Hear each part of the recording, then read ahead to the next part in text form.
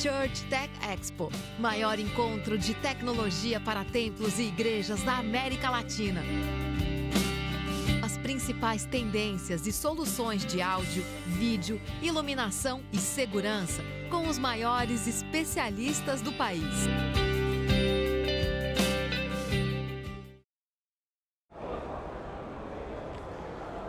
Bom dia, boa tarde agora, né? Mais uma vez ao vivo aqui da Church Tech Expo e Panorama Show 2017. Nós vamos para mais uma entrevista com um dos palestrantes da nossa série de sessões de congresso. Eu vou falar agora com o Antônio Leonel da Luz, da Media and Content Dynamics, que participou da sessão que trata da integração e da migração do broadcast para o mundo de TI, né? Como é que é feita essa integração. E a primeira pergunta que eu faço para o Leonel é justamente sobre como acontece essa transição, como é que a gente passa de uma infraestrutura proprietária para uma infraestrutura que utiliza recursos do mundo corporativo. Bom, primeiramente queria agradecer, boa tarde a todos, por estar aqui participando do evento e dessa entrevista. Eu acredito que é o seguinte, eu acho que cada empresa vai encontrar a melhor forma de fazer esse tipo de transição, esse tipo de movimentação. Alguns deles vão começar com unidades móveis, onde já é basicamente um sistema isolado frente ao que ele já tem hoje. Outros vão querer fazer pequenas células para fazer os primeiros testes. Outros já vão querer avançar um pouco mais a partir do momento que esse conhecimento já foi até mesmo adquirido ou mesmo introjenado pelos competidores, muitas vezes. Então, acredito que vai ter várias dinâmicas nesse processo. O interessante disso tudo é que cada dia mais essa transição fica mais suave. Isso quer dizer o quê? Que antigamente os primeiros conceitos que apareceram basicamente substituir tudo. Hoje você já vê uma série de gateways, que são sistemas que fazem adaptação entre um sistema e outro, ficando cada vez mais baratos, práticos e também importante nesse ponto é não incluir um ponto de falha dentro da sua situação, né?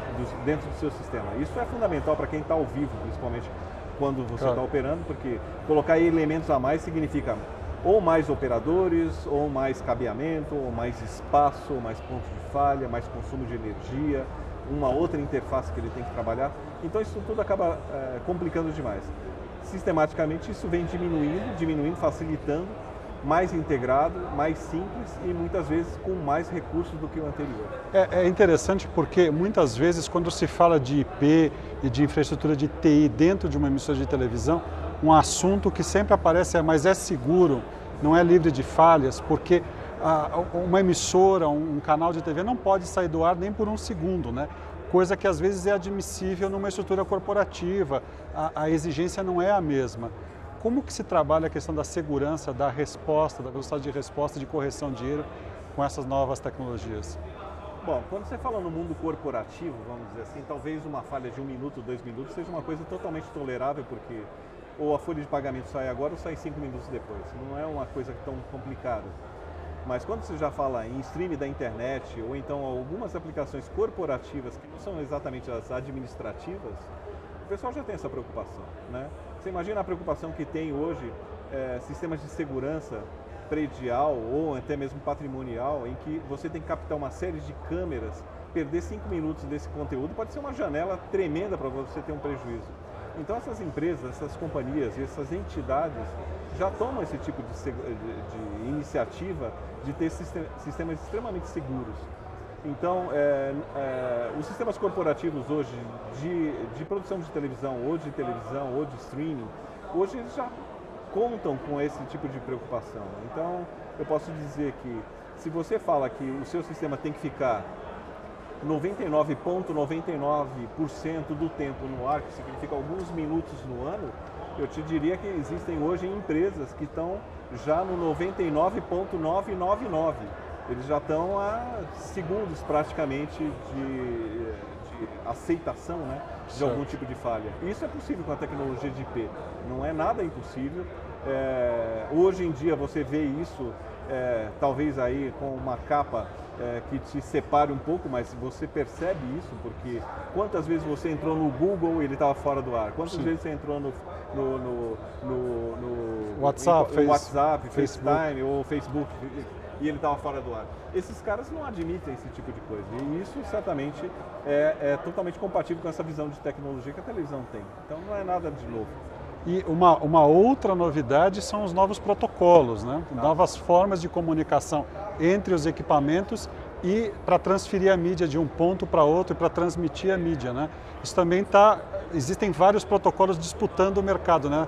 Você pode mencionar alguns deles que são usados para integrar equipamentos de diferentes companhias?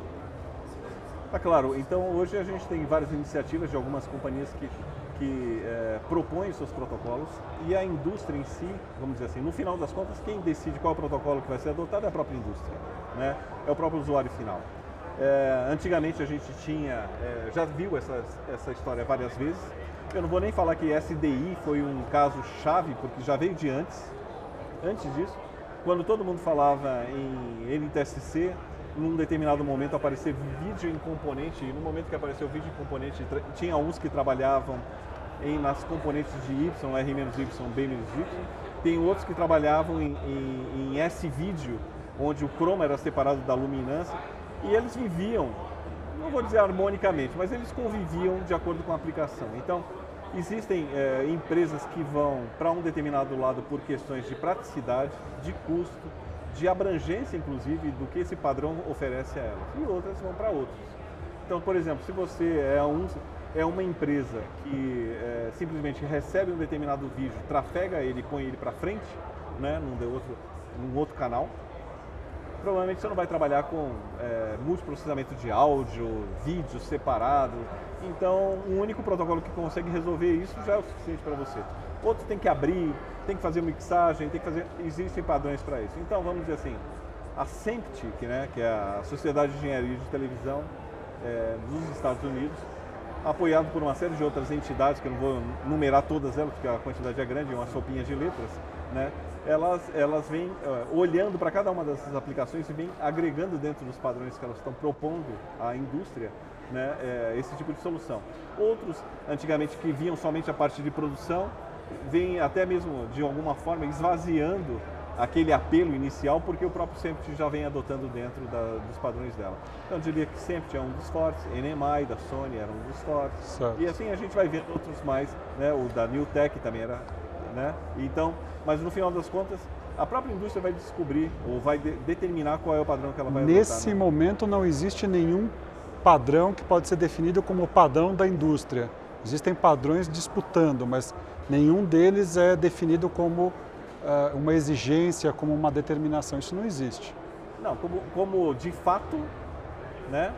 De fato, eu acredito que já começam a aparecer os grandes players, né? SEMPT, com certeza, é um dos grandes. Certo. Né?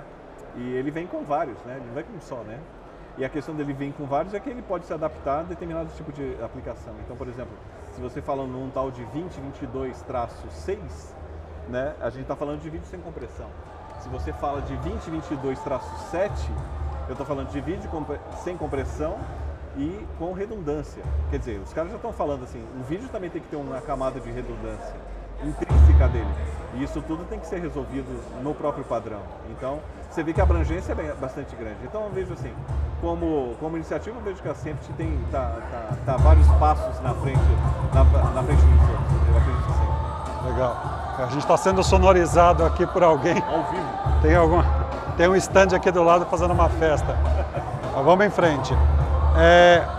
Essas possibilidades de protocolo de conexão por redes de dados, fibra, etc., abriu uma porta para operação remota. Então a gente pode mandar para um estádio, por exemplo, para um evento ao vivo, parte da equipe, as câmeras, microfones, parte dos equipamentos, e outra parte do equipamento continua na central técnica, né?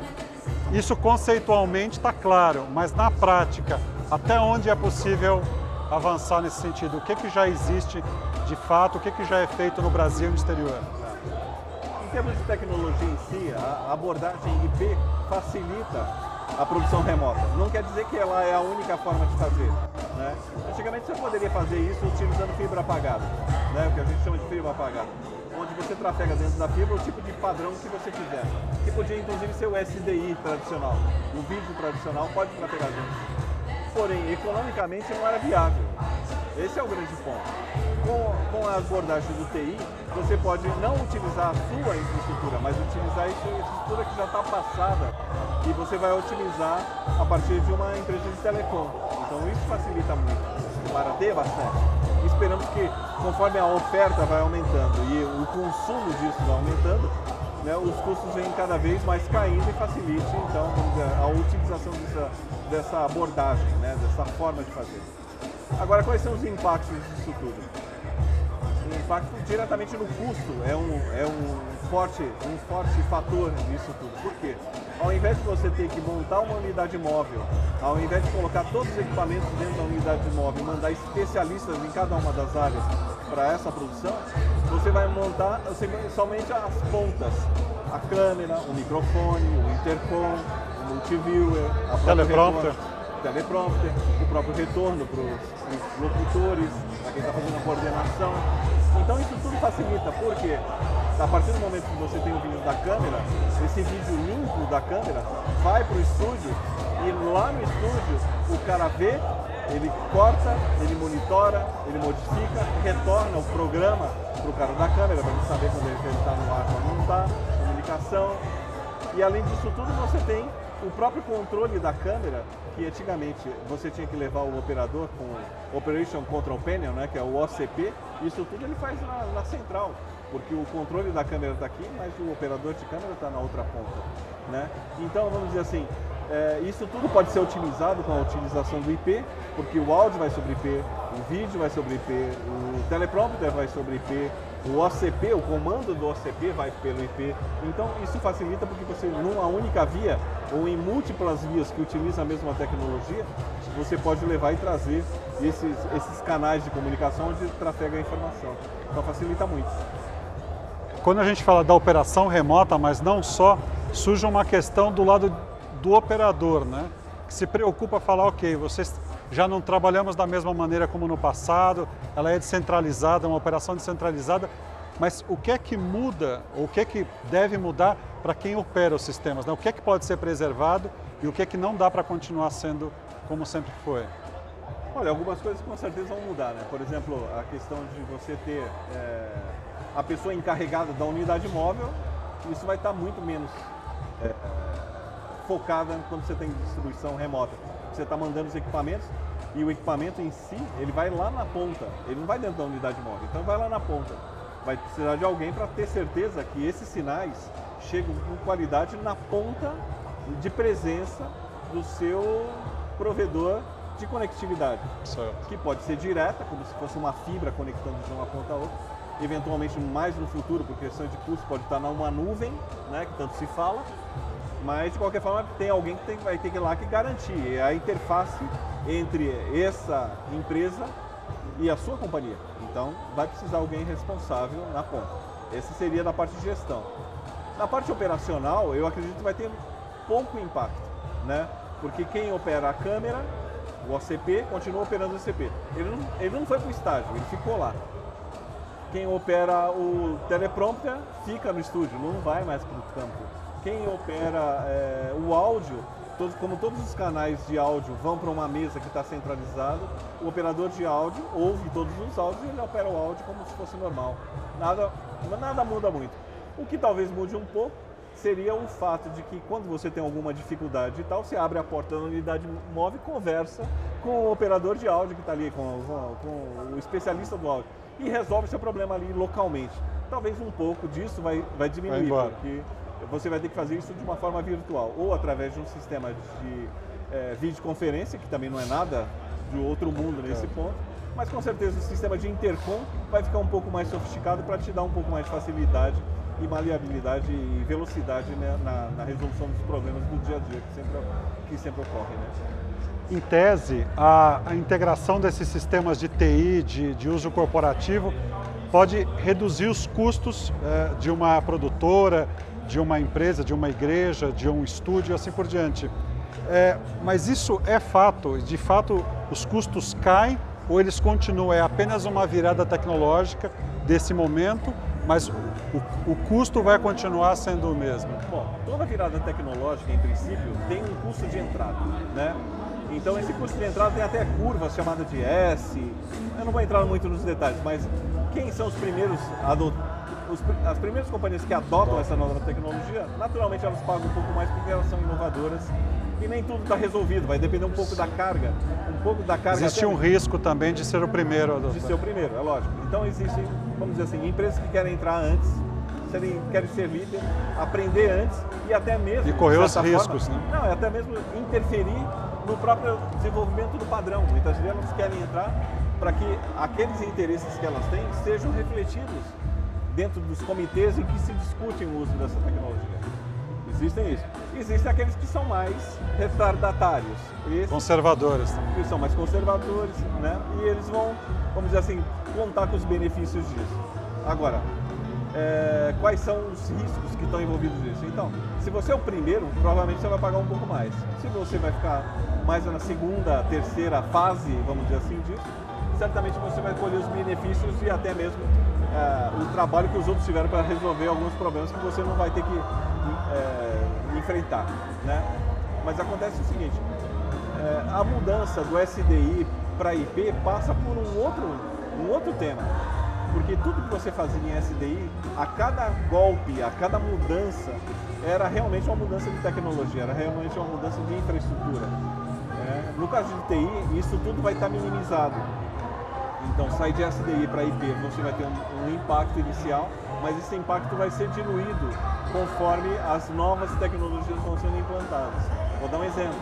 Se você já tem fibra passada hoje, né, e você está trabalhando com a tecnologia de 10 gigabits por segundo, amanhã, se você tem que utilizar uma tecnologia de 100 megabits por segundo, a fibra é a mesma.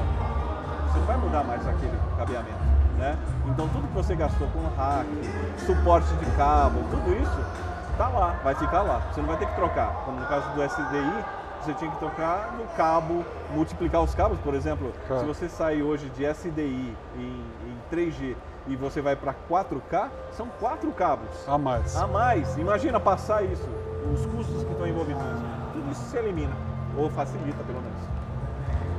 Ok, bom, espero que o Leonel tenha ajudado também um pouco a explicar como é que se dá essa migração, essa mudança de paradigmas, essa mudança operacional, essa mudança nos conceitos de operação. E nós convidamos todos que estão aqui e que ainda virão nos próximos dias a participar das nossas sessões no Congresso, a visitar os nossos expositores aqui na Church Tech Expo. Se você ainda não se inscreveu, o acesso é www.churchtechexpo.com.br. Nós estamos aqui hoje, terça-feira, quarta e quinta-feira, das 10 da manhã às 20 horas, abertos com a exposição aberta a partir do meio-dia. Então, mais uma vez, muito obrigado ao Antônio Leonel da Luz, da Media and Content Dynamics. Obrigado. Obrigado a vocês, que tenham um bom evento, boa sorte. E amanhã eu vou fazer uma palestra sobre gestão de projetos. É verdade. Então, quem pode quiser participar... Aliás, pode até adiantar um pouco e fazer o convite para amanhã, um pouco do assunto. Então, rapidamente, a palestra vai ser sobre gestão de projetos, porque cada vez mais essas mudanças necessitam de uma abordagem talvez um pouco mais de sistemas, um pouco mais consolidada, e eu vejo sempre o seguinte, né? As estimativas iniciais nunca se cumprem no final, né? E aí fica aquela dor de cabeça, aquele mal-estar, porque aquilo que você prometeu nunca é entregue da forma exata. Então eu uso uma abordagem empírica, em princípio, mas com conceitos básicos, né, de base, bastante fundamentados em estatística e até mesmo na minha experiência, para que você que está fazendo a gestão do projeto considere que há fatores que você tem que levar em conta que vão alterar o seu projeto e como lidar com eles e como tratar com eles e até mesmo como se comunicar entre os grupos para que você tenha sucesso no seu plano final. Maravilha, então está feito o convite. Até quinta-feira nós estamos aqui no São Paulo Expo, Church Tech Expo e Panorama Show 2017.